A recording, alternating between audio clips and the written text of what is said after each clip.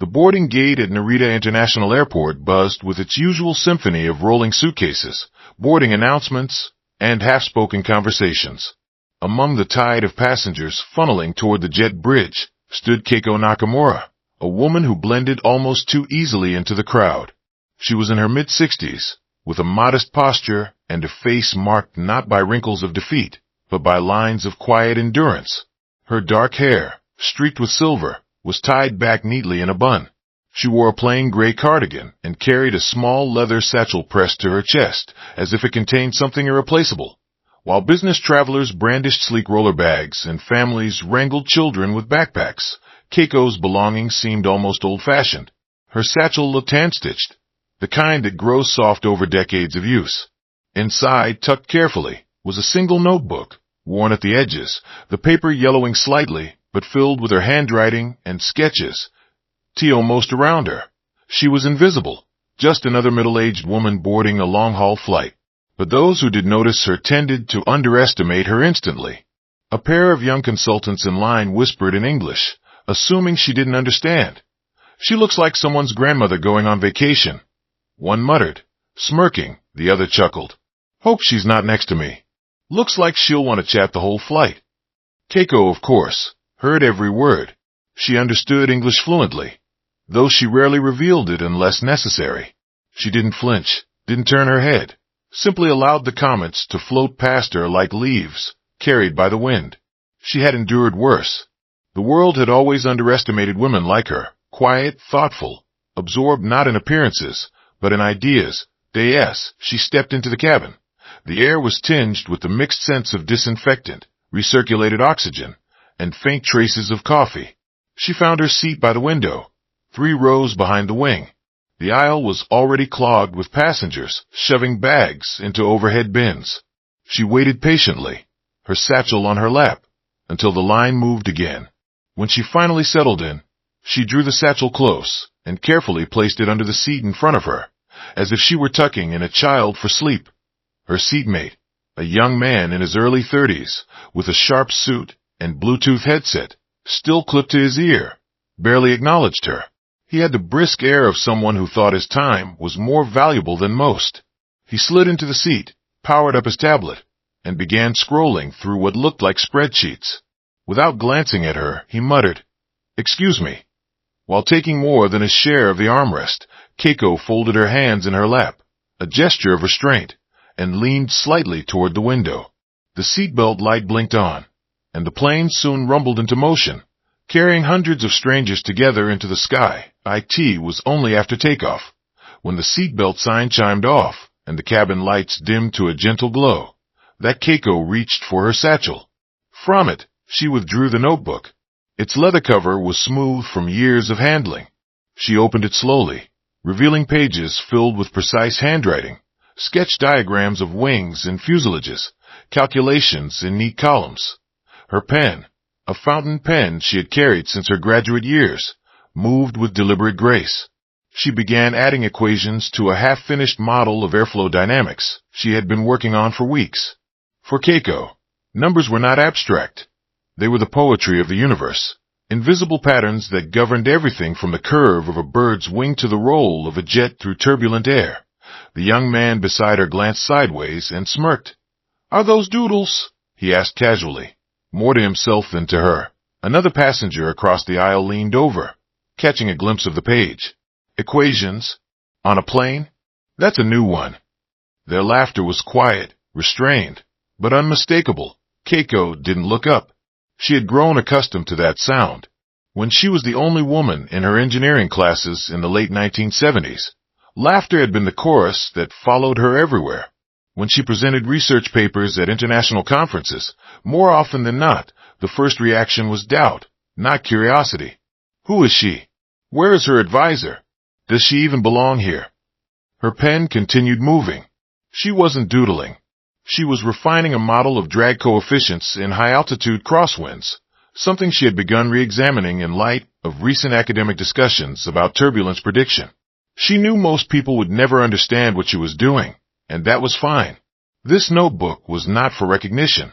It was her way of keeping her mind sharp, her ideas alive, even as retirement loomed and younger engineers filled the laboratories she once commanded. Outside the window, the Pacific stretched endlessly, a vast blue desert broken only by drifting white clouds. Keiko paused, staring out at the horizon.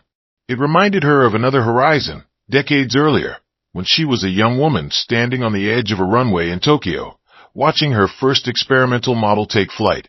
She remembered the rush of pride, the knowledge that something she had shaped with her own calculations was slicing through the air. But she also remembered the silence of her colleagues. Not praise, not applause, just the unspoken assumption that her success was luck, or perhaps the work of someone else.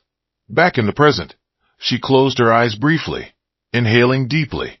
The laughter of the passengers behind her was still there, muffled now by headphones and movie screens, but she felt its echo. She could almost predict the whispers. Some people really waste their time. She's probably pretending. Equations on a vacation flight, who does that? The irony, of course, was that if they knew who she really was, the laughter would stop instantly. For Keiko Nakamura was not just a professor. She was one of the quiet architects of modern aerodynamics, a researcher whose early models had been cited, sometimes without her name, in the development of aircraft that now defined air superiority. Among her peers, at least the ones who knew, she was a legend. Among strangers, she was just an eccentric old woman scribbling in a notebook. The young businessman beside her finally chuckled again. "You know, they have iPads for that now," he said, tapping his own tablet with a smirk. "A lot faster than pen and paper." Keiko turned her head, her gaze calm, and in flawless English said softly, "Speed is meaningless without understanding." The man blinked, surprised by her accentless reply. For a moment, he had no words, then shifted uncomfortably and went back to his spreadsheet. Keiko returned to her notebook without another glance. The hours stretched on. Passengers around her dozed, watched movies, or scrolled endlessly through glowing screens. Keiko remained in her world of ink and mathematics. Her hand moved tirelessly, her mind alive with shapes, pressures, and invisible currents of air. She was not escaping the present.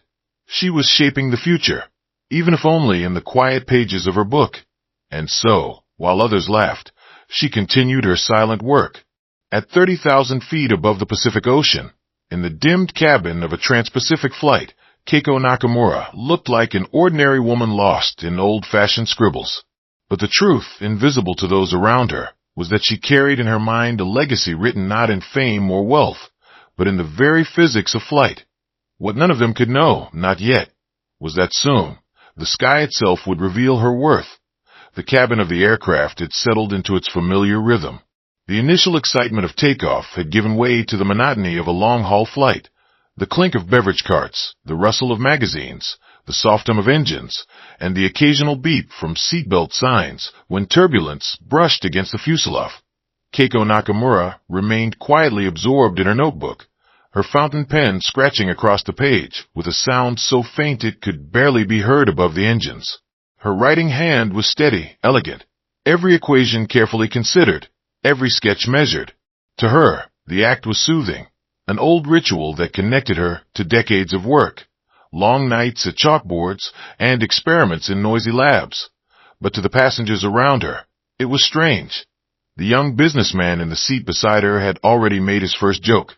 He thought himself clever, the type who could toss out little comments that drew chuckles from nearby ears. He leaned slightly toward the aisle now, whispering to the man across from him, both of them peeking at the open pages in Keiko's lap. "Look at this," he murmured, suppressing a laugh. "She's scribbling math problems. On a plane. Who does that?" The other man, middle-aged with glasses perched on the end of his nose, leaned over with feigned curiosity. When his eyes caught the equations, he let out a stifled chuckle. "Maybe she's trying to figure out how the wings stay up," he said, just loud enough for her to hear. Both men laughed softly, a conspiratorial chuckle shared between people who believed themselves in on the joke. Keiko did not raise her eyes. She turned the page slowly, her pen gliding into the next sketch, a cross-section of airflow curvature along a swept-back wing. 2 seats back, a pair of college students had also noticed her.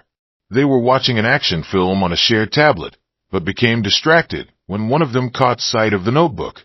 He elbowed his friend, and soon both were leaning forward, craning to see more. Man, look at that. She's like doing homework or something. On a flight this long? Come on. That's nuts. Maybe she thinks she's designing this plane. They both laughed a little too loudly, enough that the businessman beside her grinned, encouraged by the validation. One of the students raised his phone, pretending to take a selfie, but tilting the angle just enough to capture Keiko's notebook in the background. His friend giggled. Keiko heard the artificial shutter sound, but gave no sign. She kept writing, her movements deliberate, her focus unshaken that a flight attendant passing with the drink cart slowed for a moment when she saw the pages. She offered a polite, but confused smile. Working on something, ma'am? Keiko looked up briefly, her eyes soft but unreadable. Just notes, she replied in lightly accented English. The attendant nodded, though her expression carried faint amusement, as if she had expected a crossword puzzle or diary, not lines of symbols and vectors sprawling across the paper. She moved on, handing out sodas and orange juice, but Keiko noticed the attendant glance back once, exchanging a subtle smirk with another crew member. The ridicule was not cruel, not sharp, but it carried the same weight as it had her entire life. Dismissal rarely shouted. It whispered. It smirked. It doubted. Keiko closed her eyes for a moment, letting her pen rest against the paper. In that instant, memories flooded back, of the lecture hall in 1978, when she was the only woman in a sea of men. She had been 23, nervous but brilliant, presenting her first paper on airflow modeling in unstable conditions. As she stood at the chalkboard, chalk dust clinging to her fingertips, she had heard the same soft laughter behind her. A professor had muttered, "Ambitious for a girl." She remembered the sting, the heat rising to her face, the urge to retreat. But she had forced herself to continue, writing equations with a hand that trembled at first, then steadied as she lost herself in the mathematics. By the time she finished, the board was filled with proof, the logic unshakable. The room had fallen silent. Yet still, when the applause came, it was polite, perfunctory, nothing like the admiration her male peers received now, decades later, sitting in a commercial jet above the Pacific. The echoes of that laughter returned in different forms. The whispers of strangers, the chuckles of passengers who could not imagine that her scribbles were more than nonsense. She opened her eyes again, focusing on the present. Her pen moved once more, tracing out a model of turbulent wake interactions. Around her, the ridicule carried on quietly. The young businessman spoke again, leaning over without invitation. "You must be a teacher, right?" His tone was casual but tinged with condescension. "Math teacher, maybe?" Keiko met his eyes briefly. "Professor," she answered simply. He raised his brows in mock surprise. "Ah, professor. Of what?" "Aerospace engineering," she said, her voice even. The man blinked, caught off guard for only a moment before recovering with a smirk. "Oh, well, that explains the doodles." He gestured at her notebook as though the equations were little more than decorative. Then, turning back to his tablet, he muttered, "Still seems like a waste of time on a plane." Keiko allowed herself a small smile. The man had no idea that the concepts in her notebook were more advanced than anything on his spreadsheet. To him, numbers were currency, forecasts, market shares. To her, numbers were the language of the sky. The ridicule around her grew quieter as passengers retreated into movies and headphones, but the echoes remained. She had always known that the world preferred appearances over substance, noise over silence, spectacle over depth. But she also knew that truth had its own way of surfacing. Often when least expected, the engines roared steadily outside, carrying the aircraft across the endless Pacific night. Keiko continued to write. Each equation she laid down felt like a quiet act of defiance, a refusal to let laughter define her. The passengers thought they were laughing at an eccentric stranger with a notebook. What they could never have imagined was that the very air carrying them, the invisible currents lifting the wings outside their window, had once been mapped and understood by the woman they mocked. She knew it. And soon, though they didn't yet realize, the skies themselves would remind them too. The hours stretched on as the aircraft carved its steady path across the vast Pacific sky. The cabin lights had dimmed to a warm twilight glow, simulating a night that had not yet fully fallen outside. Some passengers drifted into restless half-sleep, their heads tilted awkwardly against windows or propped against neck pillows. Others busied themselves with glowing screens, movies, games, endless scrolling. Keiko Nakamura had not once closed her notebook. Her pen moved patiently, tracing arcs and curves of airflow, numbers falling into place like a language only she spoke. For her, time in the sky was not wasted, it was reclaimed. She was at home in the hum of engines, in the quiet altitude where the boundary between thought and flight thinned. But then, a flicker.it began as nothing more than a glint at the edge of a passenger's vision. A sharp gleam of sunlight caught on metal, slicing briefly through the window. The man 2 rows ahead straightened, his brow furrowing as he leaned toward the glass.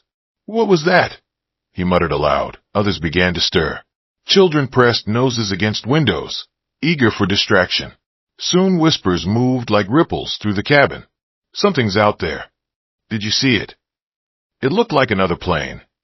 The businessman beside Keiko's side, annoyed at the commotion, until he too caught sight of a flash against the endless blue. He jerked upright, his tablet forgotten. What the hell? Then they appeared, out of the clouds, sleek and menacing. Came 2 F-22 Raptors. Their silhouettes were sharp, their wings cutting through the sky with the precision of blades. They moved not like commercial planes, lumbering and deliberate, but with the grace of predators, swift, controlled, powerful. The sun glinted off their steel-gray bodies, momentarily dazzling the cabin as they drew closer. Gasps broke out everywhere. The hush of boredom dissolved into a swell of voices. Phones were fumbled for, windows fogged with excited breath. "Oh my God, fighter jets!" someone exclaimed, loud enough for the entire row to hear. "They're right outside." Passengers unbuckled seatbelts to lean across aisles for better views. Children squealed, pressing tiny hands against the glass. Even the flight attendants paused in their rounds, their faces shifting from polite composure to open astonishment. The Raptors approached in perfect formation, one slightly higher than the other, maintaining a steady pace beside the airliner. For a moment, it felt less like coincidence and more like theater, a silent display for an unexpecting audience at 30,000 feet. The cabin vibrated with energy. Excitement buzzed, but unease threaded through it as well. People asked questions in hurried tones. Why are they here? Is there danger? Are we being escorted? Theories bloomed, fed by nerves and imagination. But amidst the whirlwind of voices, Keiko was silent, her pen stilled at last, suspended above the paper. She slowly raised her eyes from the notebook, turning toward the window with a calmness that seemed almost unnatural given the commotion around her. Where others saw spectacle, she saw something different. The curve of the Raptor's wing, the sharpness of its angles, designed not for aesthetics, but for invisibility. The way it slipped through radar like a shadow. The engines thrummed with power that resonated even through the cabin walls. She recognized every detail, every contour, every subtle decision that had gone into the craft's creation. Her chest tightened, not with fear, but with recognition. The passengers behind her marveled noisily. They're so close. Look at the size of it. Another voice chimed in. I bet they're escorting us for security. Maybe someone suspicious is on board. Laughter followed. Yeah, maybe that math lady in the back is plotting something. The mockery rippled again, though now it carried nervousness instead of derision. Keiko heard it, but her eyes did not leave the window. Slowly, almost ceremonially, she lifted her right hand. Fingers together, palm flat. She raised it toward the glass, not in wave or greeting, but in the subtle, formal gesture of respect she had once observed from her colleagues in the Japanese self-defense forces during joint exercises decades earlier. The gesture was small. Most in the cabin didn't notice it, but outside, in the cockpit of the lead F-22, a pair of eyes caught the movement, and then something extraordinary happened. The Raptor tilted suddenly, rolling its wing downward in a sharp, deliberate motion. Its pilot raised a gloved hand and returned her gesture, a salute through the impossible distance of pressurized glass and roaring sky. The cabin erupted with astonishment. Shouts, gasps, the rustle of passengers scrambling to see. Did you see that? He saluted. He saluted someone on this plane. Confusion spread as people craned their necks, trying to discern who the salute had been meant for. Some assumed it was for the entire aircraft, a symbolic show for all aboard. But others, the sharper observers, noticed the alignment, the angle of the jet, the precise position it had taken, lined not with the cockpit of the airliner, but with one solitary window. Hers. Keiko lowered her hand gently, her face unreadable. Around her, the businessman gawked, trying to reconcile what he had just witnessed. Behind them, murmurs swelled into questions. Wait, was that to her? Why her? Who is she? The Raptors held their formation for another moment. Then the second jet followed suit, dipping its wings in a mirrored salute. The symmetry was hauntingly beautiful, as though choreographed not by military necessity, but by something far more personal. Reverence. Keiko's expression softened, and for the first time on the flight, a faint smile touched her lips. She bowed her head ever so slightly, as though acknowledging something long overdue. Inside the cabin, no one understood. Not yet. For them, this was a spectacle, a mystery, a story they would tell at dinners and offices. That time 2 fighter jets saluted our plane at 30,000 feet. But for Keiko, it was something else entirely. It was recognition, a whisper across time and space that her work, her years of being dismissed and underestimated, had not vanished unnoticed. Someone knew. Someone remembered. The businessman beside her stared at her notebook again, then back at the jets fading slowly into the distance. His smirk was gone. For the first time since the flight began, he had nothing to say. And as the Raptors disappeared into the clouds, the cabin fell into a silence deeper than before. The laughter had stopped. The passengers, still buzzing with questions, had seen something they could not explain. Keiko closed her notebook, laying her pen gently on top. She folded her hands in her lap and gazed once more out the window. The sky stretched on, infinite in blue, carrying secrets only a few could ever understand. What had been ridicule only hours earlier had begun to shift into something else. Curiosity, respect, awe. The story of the quiet woman with a notebook was no longer one of mockery. It was becoming legend. The hum of the engines had become a backdrop to awe.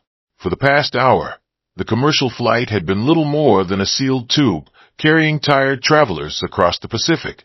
Now it was an airborne theater, with every passenger drawn toward the windows, straining for a glimpse of the impossible.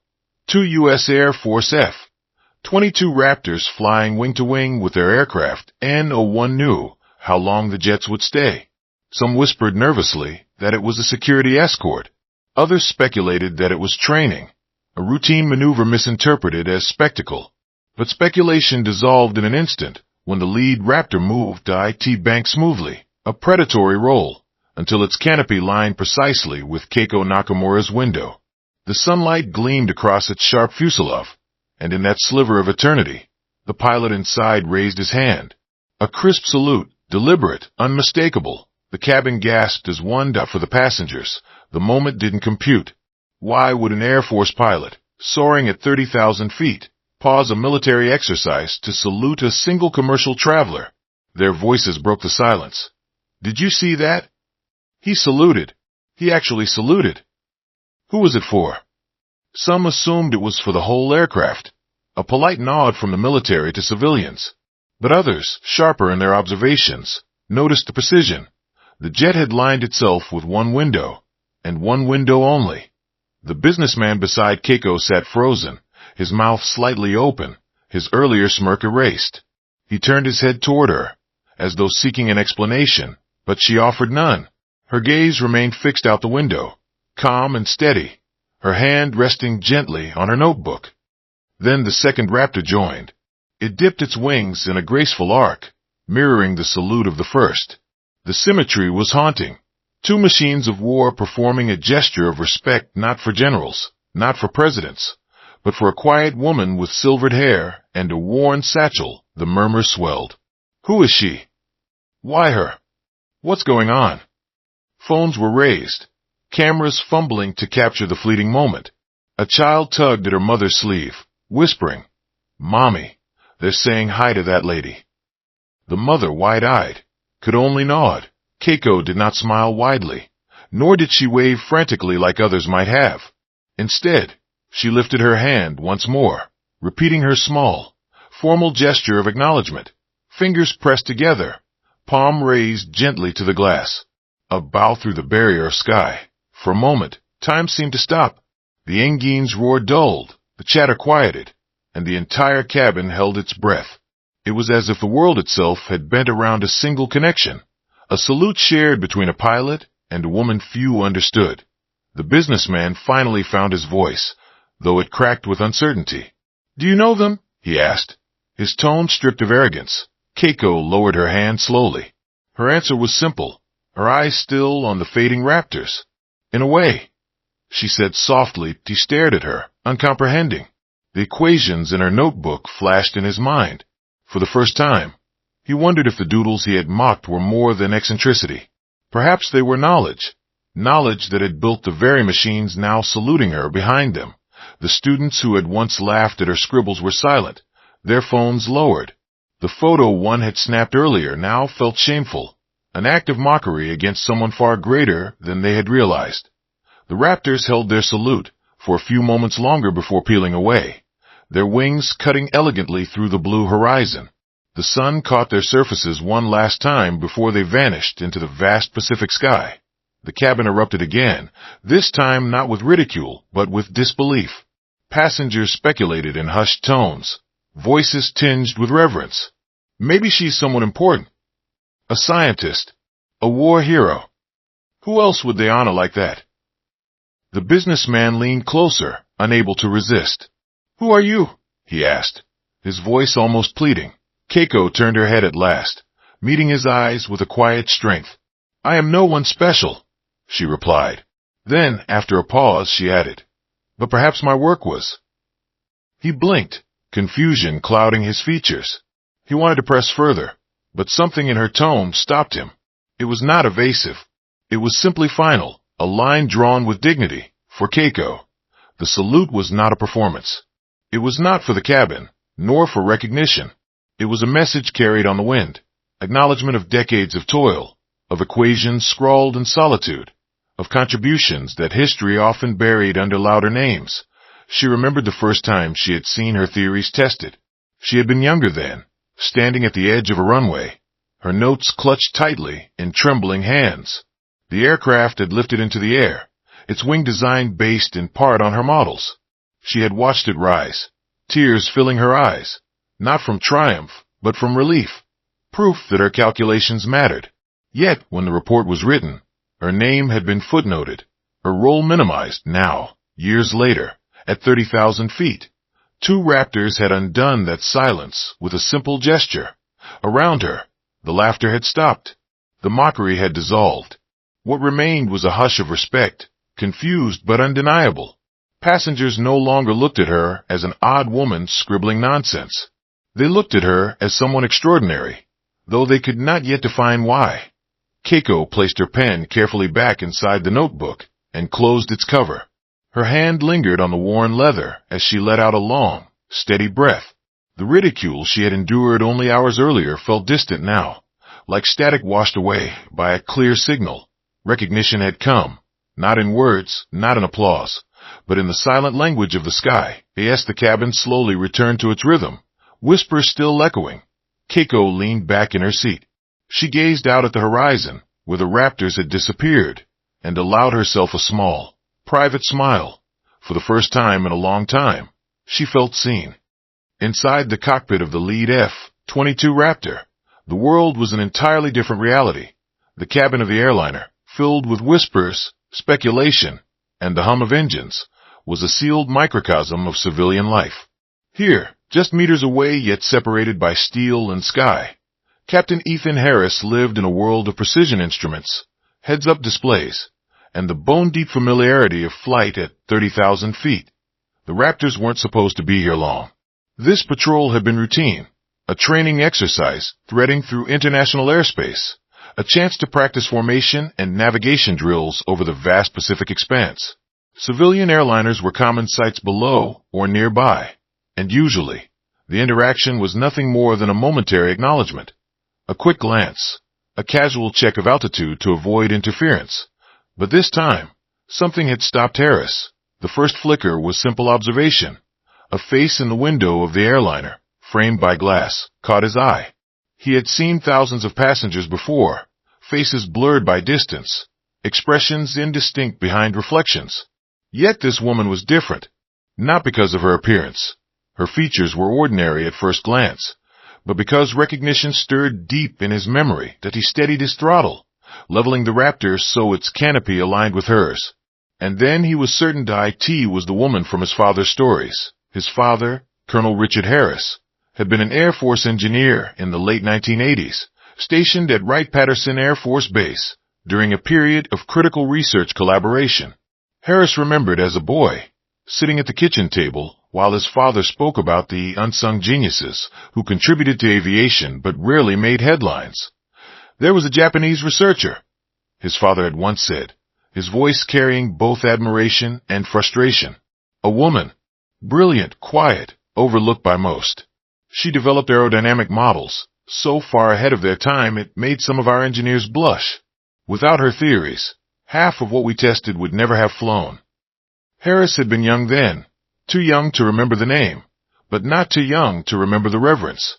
His father rarely praised anyone so unreservedly.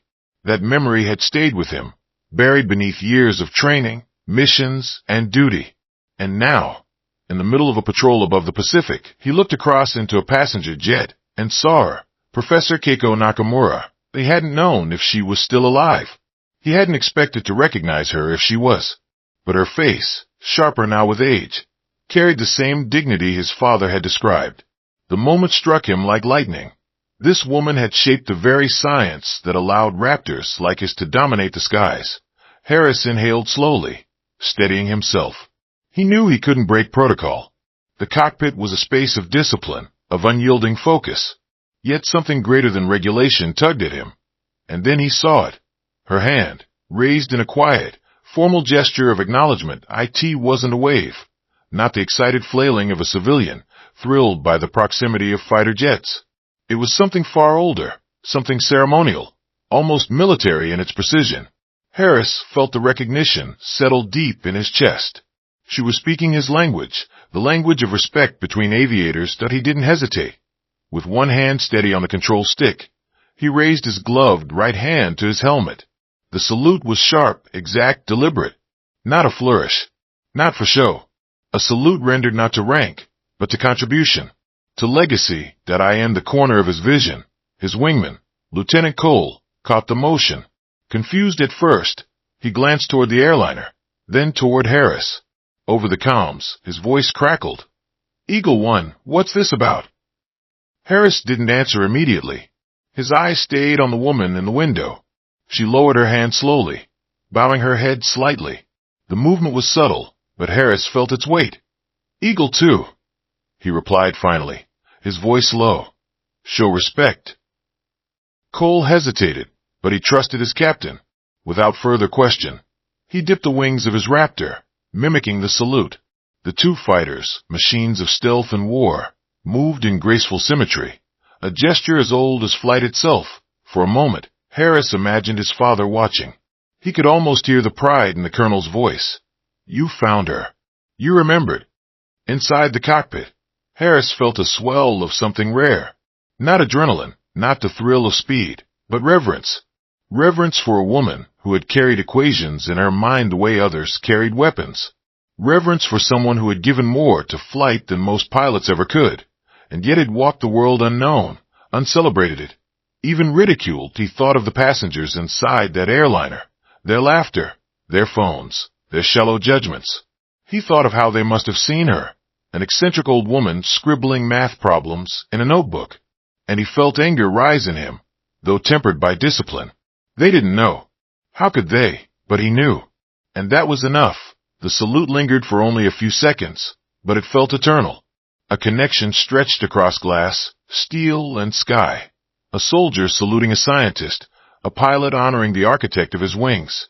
Then protocol tugged him back. He couldn't linger. He couldn't explain over comms. The mission required them to move on. With a final nod inside his helmet, Harris adjusted the throttle. Eagle 2, we've paid our respects. Let's peel off. Copy, Cole replied, his tone subdued. Respectful now together, the Raptors rolled away, their wingtips glinting in the sun before they vanished into the horizon. Inside the cockpit, Harris allowed himself a single breath of reflection. His father's words echoed again. Without her theories, half of what we tested would never have flown, that he hoped she knew, even without words, that she was remembered, that her work had not vanished into dusty papers and forgotten archives, that at least one pilot, carrying his father's reverence, had recognized her at 30,000 feet. Back in the airliner, he imagined the silence that must have fallen after their departure. He pictured her sitting with her notebook, pen poised, passengers buzzing with questions. He smiled faintly. She wouldn't explain. She didn't need to. The sky had spoken for her. The Raptors were gone. Their silver trails faded into the blue horizon, leaving behind only the memory of symmetry and steel. Yet the cabin of the airliner remained suspended in that same quiet awe, as though the roar of the engines had dulled, replaced by a weight no one dared disturb. For the first time since boarding, the students in the back row had put their phones down. The young woman who had snapped a mocking photo earlier now stared at her screen in shame, her thumb hovering over the delete button. The laughing captions she had imagined no longer felt clever. They felt cruel. The businessman beside Keiko shifted uncomfortably. Moments ago, he had seen her as an eccentric old woman, lost in meaningless scribbles. Now he sat inches from someone who had just received a salute from the most advanced fighter pilots in the world. The smirk that had once played on his lips was gone, replaced by the silence of someone rethinking everything he thought he knew. Around the cabin, whispers rose like hesitant birds. Who is she? Did you see? Both of them saluted her. Do you think she's someone famous? But the questions never grew louder than murmurs. It was as if the passengers feared speaking too boldly, as though they might shatter the fragile reverence that now filled the space. Keiko sat unmoving, her hands folded over her closed notebook. Her gaze lingered on the horizon, where the Raptors had vanished, her eyes steady but softened. Her face bore no triumphant smile, no outward pride, only a stillness, like the quiet after a prayer has been answered inside. Though the silence was not empty. The salute had awakened memories she had long buried beneath layers of work, disappointment, and endurance. She remembered the conference halls in which her ideas were dismissed, the laughter of men who saw only her gender and her accent. She remembered colleagues who had borrowed her equations, her theories, her insights, then stamped their names on the final reports. She remembered the nights when she had worked alone in dimly lit offices, sketching airflow diagrams, while others celebrated breakthroughs she had quietly enabled. Recognition had never been hers to claim. She had accepted that truth. She had chosen to keep moving, to keep writing, to keep offering what she could to the science she loved. But today, at 30,000 feet, two pilots had said what the world had refused to. We see you. Her eyes closed for a moment, and she breathed deeply. The air was thin, but the honor it carried was rich. Across the aisle, a child, the same boy who had tugged at his mother's sleeve, whispered again, "Mommy, why did they do that for her?" The mother hesitated. She looked at Keiko, then at her son, and answered with honesty, "Because she must have done something very important." The boy's eyes widened, his curiosity replacing the boredom that long flights usually brought. He leaned closer, watching Keiko with the kind of reverence usually reserved for superheroes. The businessman noticed too. For the first time in years, he felt small, not because of his failures, but because of his arrogance. He had laughed at a giant, blind to the mountain standing quietly beside him. "Professor Nakamura," he ventured softly. She turned her head toward him, her eyes calm but questioning. He faltered, words slipping away. What apology could suffice? What recognition could he offer now that two Raptors had already spoken for him? Finally, he settled on the only truth he could find. "I was wrong." Keiko tilted her head slightly, studying him. Then, with the faintest trace of a smile, she said, "We are all wrong sometimes." The kindness in her response stung more than reproach would have. He lowered his eyes, humbled. The students, too, shifted uneasily in their seats. Their whispers to one another no longer carried amusement, but guilt. One of them, a tall boy with a sharp jawline who had laughed the loudest earlier, finally leaned forward and addressed her. "Ma'am, were those salutes really for you?" Keiko paused. She could have explained. She could have told them of her work, her theories, the equations that had shaped generations of aircraft. She could have told them how her models of laminar flow had once been dismissed as impossible, only to become standard decades later. She could have told them that her pen and notebook had written the language the raptors spoke with their wings. But she didn't. Instead, she replied with the simplicity that defined her. Respect needs no explanation. The students sat back, chastened. They felt the weight of her words. Even if they did not understand their depth, the cabin settled into a hush again. But it was no longer the silence of boredom. It was reverence, a silent honor bestowed not by ceremony or speech, but by the unspoken recognition of something extraordinary. For the remainder of the flight, Keiko returned to her notebook. Her pen moved slowly, steadily, sketching lines and curves, equations and diagrams. No one laughed now. Instead, passengers leaned subtly toward the aisle, curious, respectful, unwilling to interrupt. The businessman watched the numbers forming under her hand, but this time, he did not mock what he couldn't understand. Instead, he marveled at the possibility that those very scribbles might have once lifted steel from the ground into the skies. Hours later, as the plane began its descent, the memory of the salute remained as vivid as if it had just happened. The passengers would tell the story to friends and family, though few would believe them. 2 raptors saluted a woman on our flight. They would insist. Some would laugh in disbelief. Others would nod politely. But all who had been in that cabin would remember the silence, the awe, the way an ordinary journey had become history. And Keiko?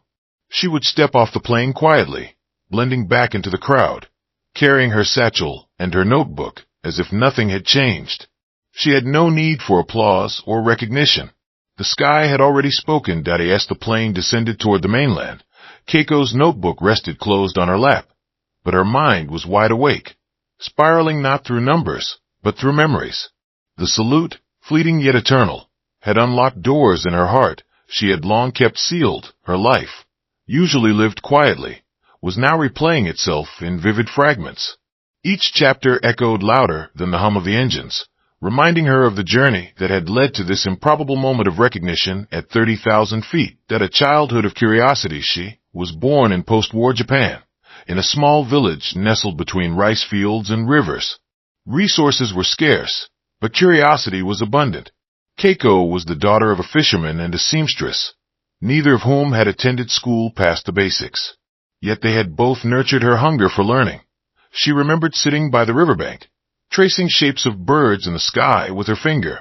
While other children played games, Keiko stared upward, fascinated by how wings caught the wind. She asked questions no one could answer. Why does the crow glide farther when it spreads its feathers? Why does the sparrow fall so quickly when it tucks them in? At night, by the flickering glow of a kerosene lamp, she would copy diagrams from borrowed textbooks, sketching her own interpretations. Her mother often found her asleep on the tatami mat, notebooks spread around her like fallen leaves. "You'll dream yourself into the sky," her mother once whispered. She already had. Breaking barriers in education in the 1960s, Japan was rebuilding rapidly, yet opportunities for women were still tightly constrained. When Keiko announced she wanted to study aeronautical engineering, laughter was the most common response. Engineering is no place for a woman, her high school teacher had told her kindly, as though delivering a fact of nature. But Keiko was stubborn. She applied anyway, and was rejected from 3 universities before one finally accepted her application. More as a curiosity than a genuine candidate in lecture halls, she was often the only woman. Male classmates avoided sitting near her, and professors dismissed her questions with impatience. One even told her outright, "Women are better suited for designing interiors, not engines." Instead of yielding, she buried herself in study. While others crammed to pass exams, she explored questions unasked. She spent nights in the library, poring over fluid dynamics papers far beyond her coursework. Equations became companions, patterns became friends. Where others saw tedious formulas, she saw wings unfolding, Her notebooks grew thick, margins filled with corrections, arrows, hypotheses. Professors rarely praised her, but some noticed her meticulous grasp. "You calculate like someone designing for the future," one admitted reluctantly.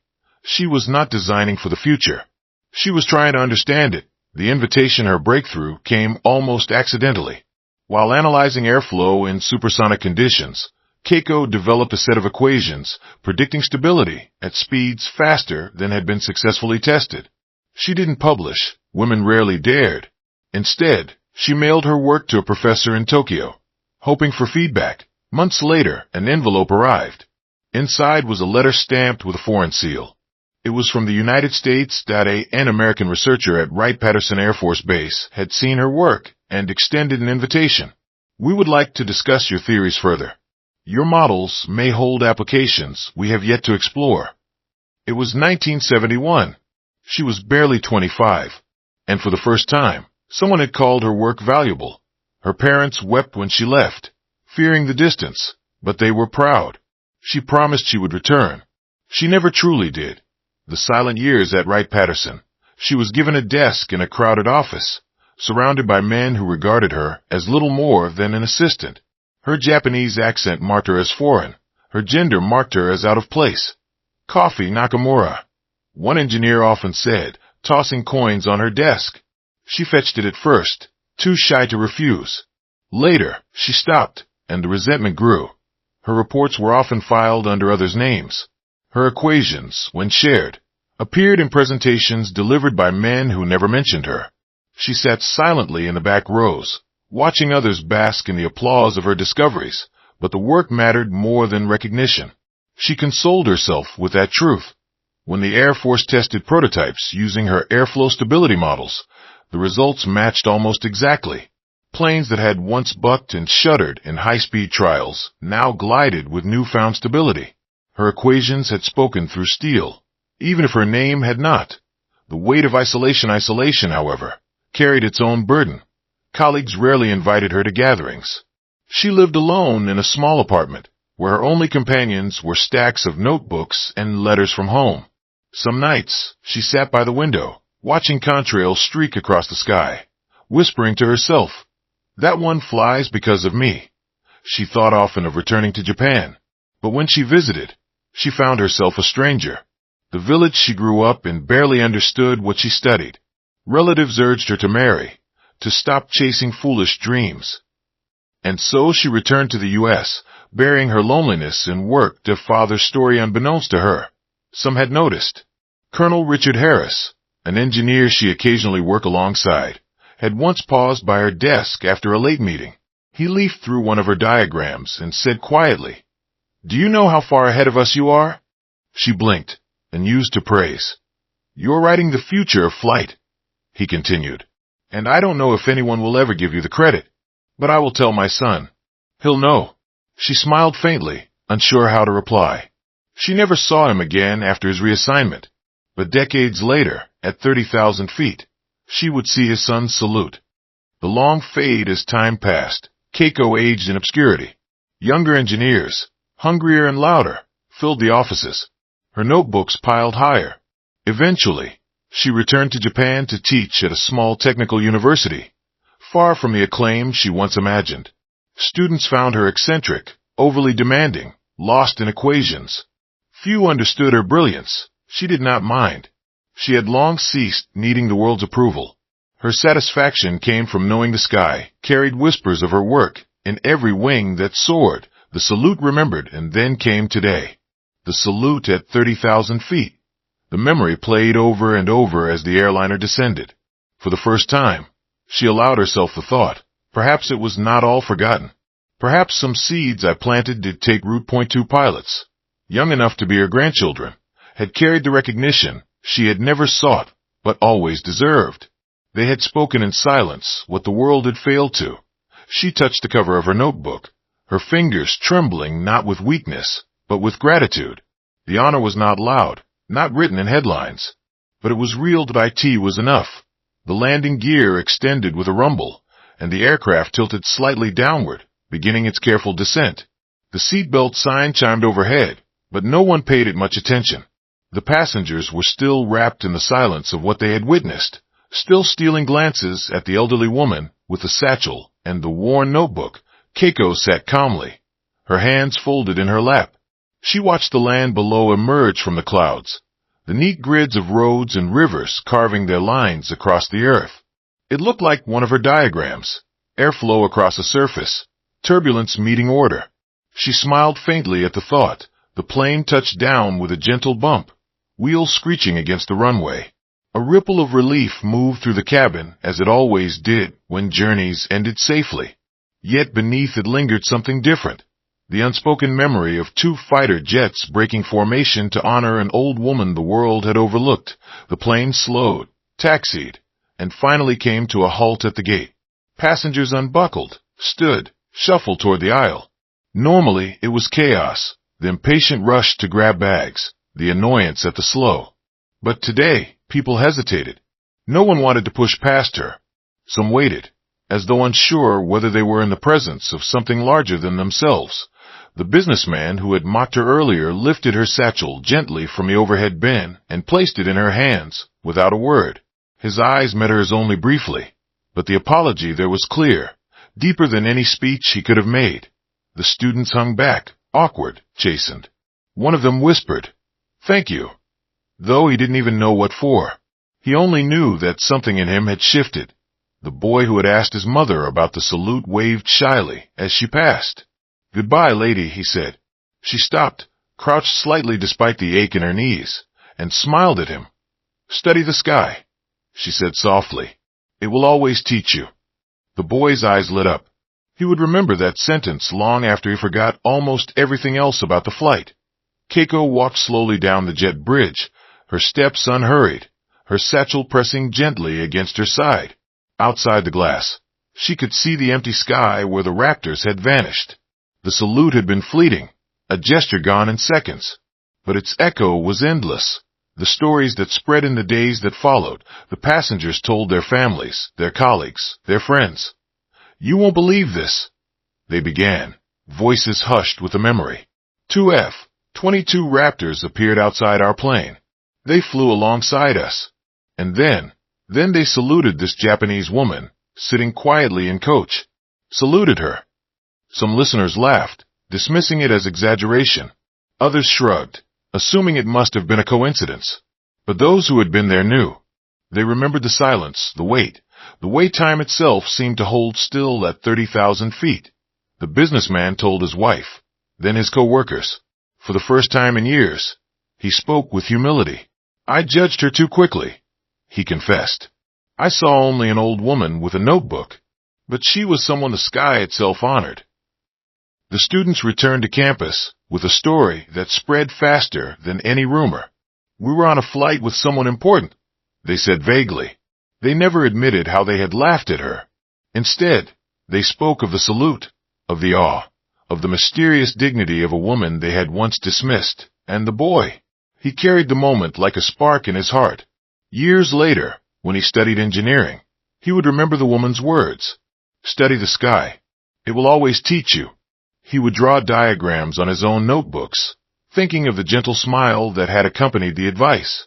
He would never know her full story, but her influence would guide him nonetheless. The quiet legacy Keiko returned to her small apartment in Japan, slipping once again into her life of anonymity. She resumed her lectures at the university, her chalk scrawling across blackboards as students dozed or struggled to keep up. She never spoke of the salute. When colleagues asked how her trip had been, she simply replied, "Uneventful." But in the evenings, when she opened her notebook and traced equations onto fresh pages, she felt a new warmth in her chest. The salute had not changed her work. She would have written the same lines regardless. But it had confirmed something she had long doubted, that even unrecognized contributions could leave indelible marks. She did not need fame. She had been saluted by the sky itself, the pilot's memory far above. In another corner of the world, the two F-22 pilots remembered as well. Captain Harris, the son of Colonel Richard Harris, wrote about the moment in his journal that night. "We passed a civilian airliner today," he wrote. "Normally, it would have been routine. But when I saw her face in the window, I remembered my father's stories. of the Japanese woman whose calculations had saved countless test flights. He told me she would never be recognized. But today, I gave her the salute he wished he could. The other pilot, less connected by blood but equally moved, described it differently. We saluted someone who carried the weight of history in her silence. I don't know her name, but I know she deserved it. Neither man spoke of it publicly. It was not protocol. But privately, they carried it as one of the most meaningful flights of their careers. Beyond recognition, months later, Keiko's health began to decline. The years of solitude, the strain of a life spent bending over notebooks and blackboards, caught up with her. She passed quietly in her sleep, surrounded by stacks of notes no one else could fully decipher at her funeral. Only a small circle attended, former students, a handful of colleagues, neighbors from her modest building. None knew the full scope of her contributions. None spoke of fighter jets or salutes. They simply remembered her as a quiet, eccentric professor who had loved equations more than conversation. But in the skies above, her legacy flew. Every wing that cut through air, every Raptor that maneuvered with impossible grace, every jet that carried pilots safely through turbulence, all bore traces of her unseen hand, the lasting legacy. And so, her story lived not in headlines, but in whispers, in the memory of passengers who had witnessed the salute at 30,000 feet, in the boy who grew into an engineer, inspired by a single sentence, in the pilots who carried her honor silently in their hearts. The world might forget her name, but the sky never would. Every contrail was a line in her notebook, every stable glide an equation she had once scribbled in solitude. The legacy of Keiko Nakamura was not carved into monuments or etched into metals. It was carried by the wind, lifted by the wings of aircraft, and preserved in the silence of those who had once laughed, only to find themselves humbled at 30,000 feet. In that fleeting salute, she had been recognized, not with words, not with applause, but with a gesture as eternal as flight itself. And in that silence, she became immortal.